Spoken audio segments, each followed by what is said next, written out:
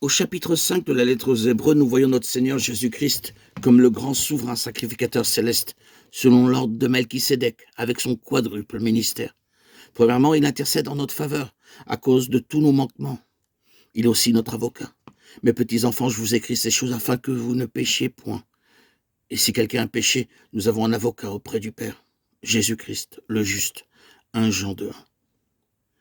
Étant un souverain sacrificateur miséricordieux et fidèle, il intercède en notre faveur. Chacun d'entre nous accomplit dans sa faiblesse et sa stupidité bien des choses qui causent de la peine à Dieu.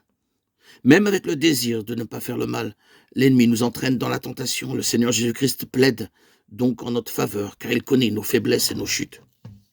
Deuxièmement, dans la période de l'Ancien Testament, le souverain sacrificateur devait offrir des sacrifices à Dieu en faveur du peuple. Ces sacrifices préfiguraient le Seigneur Jésus-Christ de 5 façons différentes. Il y avait tout d'abord l'Holocauste qui parle du sacrifice complet du Seigneur Jésus-Christ.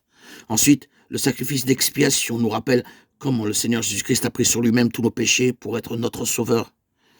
Troisièmement, le sacrifice d'action de grâce ou sacrifice de paix nous montre comment le Seigneur Jésus-Christ est devenu notre paix et comment il nous a réconciliés avec Dieu. Quatrièmement, le sacrifice de culpabilité nous rappelle que le Seigneur Jésus-Christ a tout à fait pour nous purifier et nous pardonner des péchés que nous commettons, même après notre nouvelle naissance.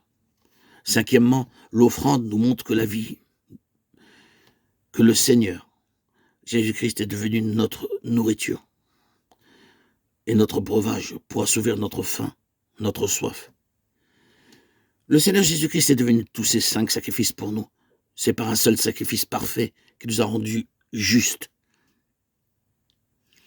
Nous ne devrions cesser de dire par la foi, Seigneur, tu es mon holocauste, tu es mon sacrifice d'expiation, tu es mon sacrifice d'action de grâce, tu es mon sacrifice de culpabilité, tu es mon offrande.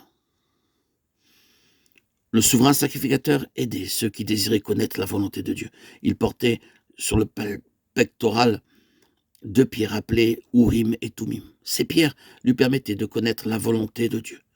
Nous ne savons pas comment ces pierres fonctionnaient, mais nous savons que par leurs moyens, le souverain sacrificateur pouvait discerner la volonté de Dieu. David, ayant eu connaissance du mauvais dessein que Saül projetait contre lui, dit au sacrificateur Abiathar, « Apporte l'éphod. » Et David dit, « Éternel Dieu d'Israël, ton serviteur apprend que Saül veut venir à Keïla pour détruire la vie à cause de moi. Les habitants de Keïla me livreront-ils entre ses mains? Saül descendra-t-il comme ton serviteur l'a appris? Éternel Dieu d'Israël, daigne le révéler à ton serviteur. » Et l'Éternel répondit, « Il descendra. » David dit encore, « Les habitants de Keïla me livreront-ils, moi et mes gens, entre les mains de Saül? » Et l'Éternel répondit, « Ils te livreront. » 1 Samuel 23, 9, 12. Le Seigneur Jésus-Christ, notre grand souverain sacrificateur céleste, vit en nous. Il est notre vie et notre vérité. Nous pourrons lui parler directement et trouver la volonté de Dieu pour nous.